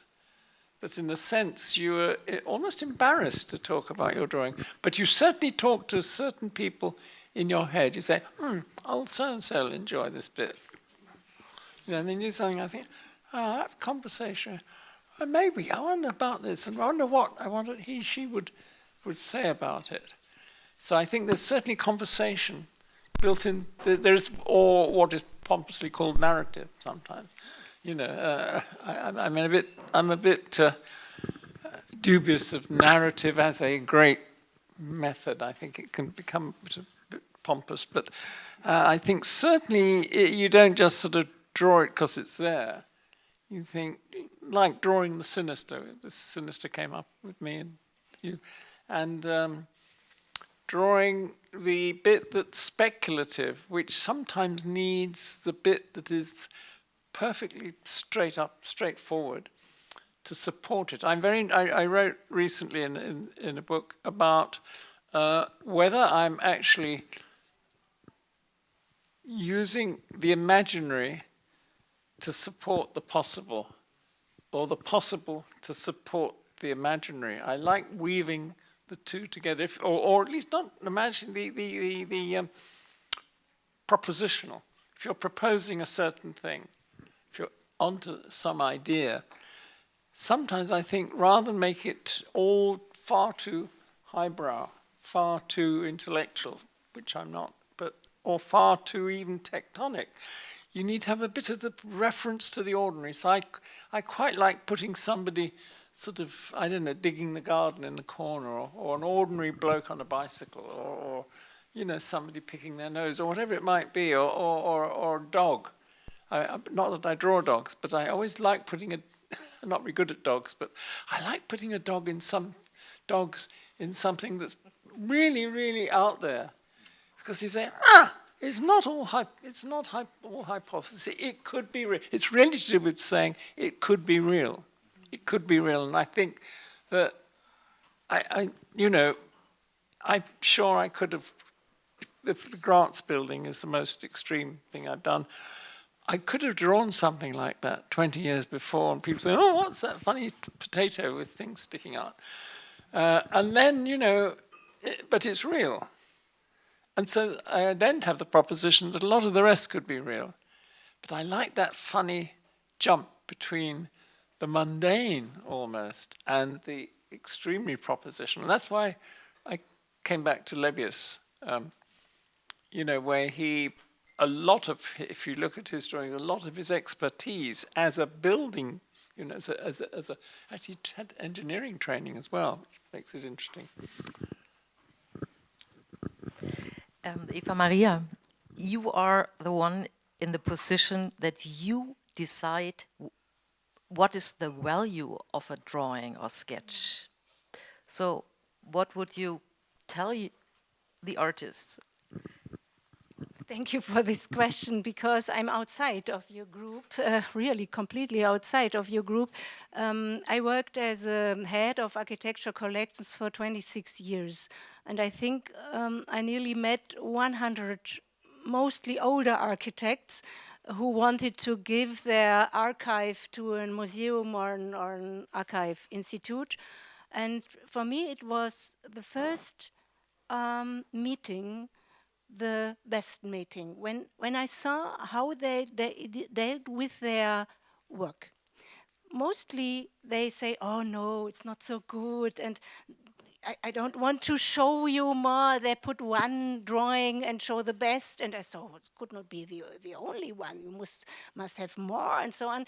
And some of them put them in wonderful frames and think like the Holy Bible. So it's, and that was not mostly the best. So it's very interesting to meet the architects, the designers, the creators, and to feel the dialogues with their own work. And so this is for me first the importance and for my life. I think it was the best what I have to meet these artists. I think they are all artists, and see what they have done. Because mostly it was the end of the life when they give something in the museum. But to to see what is a drawing in money. It is very, very, very specific, because the market, the art market, is, Sergei knows it mostly better than I, for the older and the famous and the best architects, the best known architects, there is a market, but not for the one who is living around here. So it's very difficult if a person, a widow or something, or a daughter or son comes and say, oh, my father is gone, what should I do with the stuff? It's very difficult. And I've learned to get very strong look on the things. And if I see they have a very early work as a student, and this work is good, and the following work is not so good, we talk together to say we take the very early work and only pick up some pieces from the later work. So, and if you have a big house full of, I had an architect with I think 1,000 rolls of plans. No museum can take that. This is impossible. And so we decide to look at the work, the live work, and decide to look. So this is what do you like? What is good? What is not good? And this could take 1 hour, a week, 8 hours a day to look through, and then we decide to throw away. You must do. You can't take all in the museum. It's impossible, because it's very expensive to hold drawings and models too for the time. But so it's very difficult to say what is the value of a drawing. So you have to look, does the architect sells some from them, what is the endurance in the museum or something like that. And some I have only to say by myself and say, this is a very, very good, in 10 years, possibly it will be on the market, and another one will be never on the market. And I say it is zero. I say it is €0. Eva-Maria, I think it's also important to publish during your work. You know, you published several books, Mikkel did, and of course Gottfried is publishing. So this also gives a value to the drawings, yeah, and exhibitions as well. May I ask the guests again?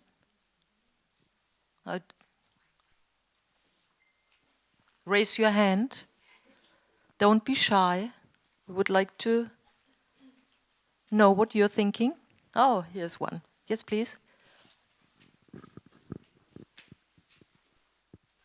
First of all, I would like to thank you once again for your beautiful presentation. It was very inspiring, especially in terms of that for my tomorrow's studio I need to draw a lot of stuff, so this night it will be very nice. But also, I wanted to ask you about the thing is that even though we all know the advantage of hand drawings over the visualizations and works in 3D Max, this is the reality we need to face as architects also. we need to work with that. And can you actually suggest any ideas on what are the actually advantages of digital drawings above the hand drawings, if we can think of this?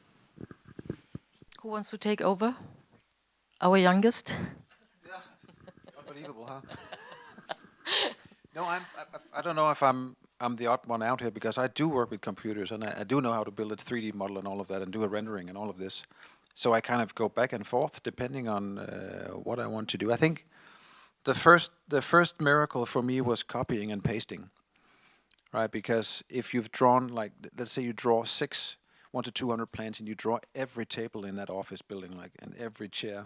It takes a long time. It's super tedious. I mean, it's nice to listen to the radio while you do it, but you appreciate that, of course. And then it kind of moved on to actually scripting, which is even more interesting, because then if you draw the tables wrong, you don't have to erase them, draw it again and copy again. You just pull a slider in a parametric model. So that's really nice. And now, of course, it's going haywire with AI and getting all sort of, you can do all sorts of things. But still, and that's what I see looking at, I look at the kids in the office. There is a problem with, there are advantages with the computer. You get rid of all the tedious stuff, you have the precision like I just described, but there are also things that you miss. One problem I think with a digital drawing is that you go in and out, you zoom, you scroll on your mouse, you go in and out like this. And it's a problem because you zoom into a corner and you kind of work with the corner, but you need to see the entire plan when you work on a plan to get it right and to have the right balance between detail and the overall plan. And that's what some of the kids, they lose. They solve a corner, it looks right, you zoom out, and it's a mess when you see the full picture. So back in the days when I would walk up and down the office and you see drawings on the tables, everybody had an overview. That's one of the things you lose. I also think that the feeling of moving your arm, and not just your finger, very little like this, but moving your entire sort of arm and kind of feeling shapes in your body, it makes you understand what you're doing much better. This is something that, and this is me being a Dane now speaking, this is why in the company of Legos in Denmark, they still, the designers of Lego, they still build it with their hands, not using digital models to actually come up with new designs. And by the way, just for your knowledge, Lego has a growth potential that's enormous. The only thing stopping them from growing more is that they can't find enough designers. I'm not kidding. I'm working for the people. So anyway, that's just a little info. But my point is that you could, for instance, have a computer transform a 3D model into Legos. It sounds like it'd be super easy. But you need the feeling in your hands, and you need to feel the model. And how it moves is if it's not constructed correctly. That's what a lot of people overlook, is that Lego is also about building construction. It's not just a shape. You have to put them together right to make a strong Lego that you can handle and move around. And the only thing to really do it still is with your hands. So you need that tactility. I think what to learn now is to know when you do what. When is the pencil the right thing? When is the computer the right thing? And then have the ability to pick the right tool when you need it to do the right thing. Obviously, I would never draw a 1 to 200 plan with 500 tables again, ever. But on the other hand, I would never develop an idea, a vision in a computer, ever. I would definitely start with my soft pencil, for sure. And I see it coming back in the office. 15 years ago, when we hired students, they could almost not write a signature because they'd forgotten all about the pencil. But now it's coming back, and I actually see sketchbooks lying next to the mouse and the tool. So they kind of go back and forth, which is super nice. So when they doodle and think and kind of, they work with their hands, and that's important. And then, of course, the rest we do in the computer. I'd just like to do a sort of footnote to that, because observing very closely the people around me, and also from the teaching, from when people started, when the first people who started using the computer in architecture school, I think I was still teaching at the A before the Bartlett, and they were usually not, they were rather crappy students who suddenly had discovered how to draw on the computer, and they did terribly ordinary things, but they could do the computer, and therefore they had a certain cachet. They were fairly quickly overtaken by people who had really eye anyhow. And then you discovered that the people who could draw quite well could actually could draw quite well with the computer. And then there was a very interesting period, which I think is probably fading, but I'm not sure, where people, particularly at the Bartlett, I would say, drew things both by hand and computer and various tricks of the trade of turning one into the other and transmorphing it. And the great thing was you couldn't tell. It started to become marvelous because amazing drawings, but you couldn't quite tell. You'd have to be very expert to know which bit was hand-drawn, which bit had been morphed into something else, which bit was initially computer, which was repeat, etc., etc. But I think there's two issues that interest me. One is scale. One of the big criticisms that one has when going on juries in the last years is that through the process that you've described, somebody will design something that looks great in 3D. And then you say, how far is it? Exactly. Or how big is it? And very often it can be, you say, actually, wait a minute, that's 200 meters. No, it's not. Or is it 3 meters? And it's almost the same. And the other thing I think is a more tricky issue, which is that and this is where, the AI conversation is coming in, because there are these marvelous and frightening drawings that they're showing. You feed in a thing, and this is the building you will get. And it's nearly always dumb for reasons that would be difficult to explain to a layperson, but nonetheless. But it's struggle. I think I can remember early days of trying to design round a corner, trying to design something complex that has to go around a corner. And now, of course, you can do lots of complex things that can go around the corner and do whatever else. But struggling your way, fighting, getting into it, actually manipulating it and edging your way around that corner was often, could be disastrous. But the degree of concentration of actually working the surface or working the parts or working the elements is in its way exhilarating. And the other thing, and then a slightly lower level thing is, the fighting, how you fight the surface of, now there are these things that you can put over the screen and it's as if you were drawing on paper. But I still like drawing also, I like drawing in a fountain pen. And I have an expensive fountain pen, which I keep losing. But because that makes you do a certain kind of building. The fountain pen will make the edge of the building do that. As soon as you draw even with the rotring, which is different, it doesn't go round in the same way. It has a certain resistance. And again, drawing on mylar, drawing on tracing paper, drawing on hard paper. And you have a thing in Germany, wonderful thing I used years ago for a while called Schöller Hammerpapier, which is as hard as fuck. And your arm, a couple of weeks working on that, your arm is literally aching. So, this is all getting into the sort of craft work, but there's some link between all of these things. It's to do with the degree of energy and concentration. So there's talking to hypothetical people, there's heaving on the paper, there's working your way around something and feeling you've got it, And I do see that some of the kids, they can do anything. It can be anything, any size, anything. Yep, we can knock that out in 10 minutes. There it is, it looks exciting. But is it stuff? That's my question. And I think, for me, drawing is related to stuff, actually. Thanks, Peter. Unfortunately, we have to close our very, very short dating discussion. I would like to ask the final question to Gottfried, because I'm curious about your work. How do you combine text and drawings? What comes first?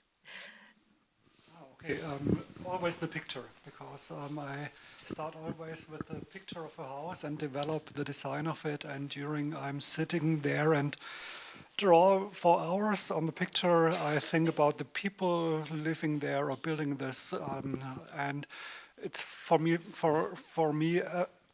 still absolutely a mysterium because I don't know where my creativity comes from. So ideas come up or they don't.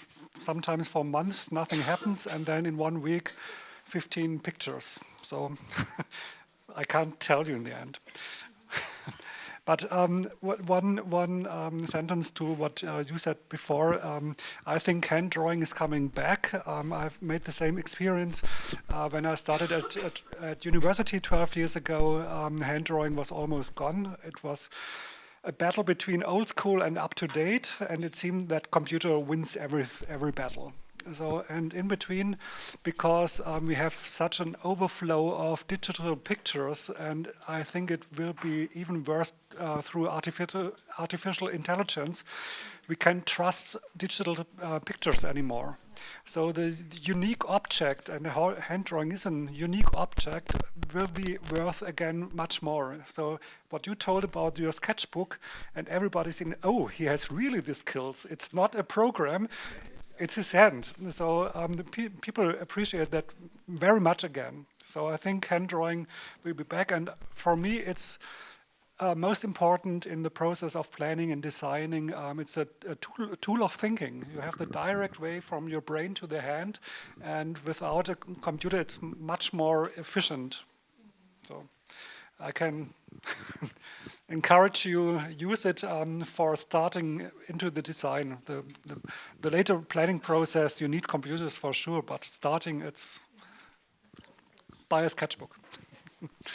Okay. Thank you very much for these final words. Thanks, Sir Peter Cook, Eva-Maria Barkhofen, Dr. Eva-Maria Barkhofen, and Mikkel Frost. And thanks, of course, to Sergei Tchoban, who's sitting here in the. I would love to see. No, he doesn't want to get up.